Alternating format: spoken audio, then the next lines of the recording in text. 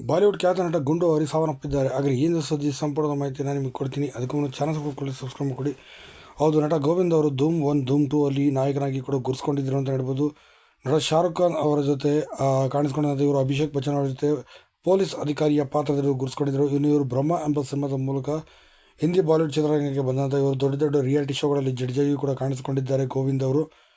ಇನ್ನು ಸಾಕಷ್ಟು ಅವಾಗವಾಗ ವಿವಾದಾತ್ಮಕ ಹೇಳಿಕೆ ಕೊಡೋದ್ರ ಮೂಲಕ ಹೆಸರಲ್ಲಿದ್ದಂಥ ಇವರು ಇಂದು ಒಂದು ಶೂಟಿಂಗ್ ಅಂತ ತೆರಳುತ್ತಿದ್ದರು. ಶೂಟಿಂಗ್ ಅಂತ ತೆರಳೋ ಸಮಯದಲ್ಲಿ ಅತಿ ದೊಡ್ಡ ಸಮಸ್ಯೆಯನ್ನು ಕೂಡ ಎದುರಾಯಿತು.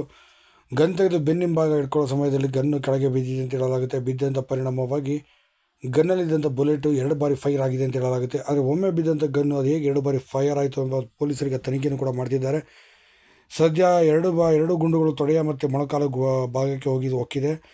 ಸದ್ಯ ಈಗ ಮುಂಬೈನಲ್ಲಿ ಖಾಸಗಿ ಆಸ್ಪತ್ರೆಗೆ ಕರೆದುಕೊಂಡು ಹೋದಂಥ ಕುಟುಂಬದವರು ತಕ್ಷಣ ಚಿಕಿತ್ಸೆಯನ್ನು ಕೂಡ ಕೊಡಿಸಿದ್ದಾರೆ. ಈಗ ಮೂಳೆಗೆ ಕೂಡ ಡ್ಯಾಮೇಜ್ ಆಗಿದೆ ಅಂತ ಸಹ ಹೇಳಲಾಗ್ತದೆ. ಸದ್ಯ ಗುಂಡನ್ನು ಈಗ ಹೊರ ತೆಗೆದಿದ್ದಾರೆ. ಸದ್ಯ ಸ್ಥಿತಿ ಗಂಭೀರವಾಗಿದೆ. ಇನ್ನೂ ಕೂಡ ಅವರಿಗೆ ಪ್ರಜ್ಞಾಹೀನ ಸ್ಥಿತಿಯಲ್ಲಿ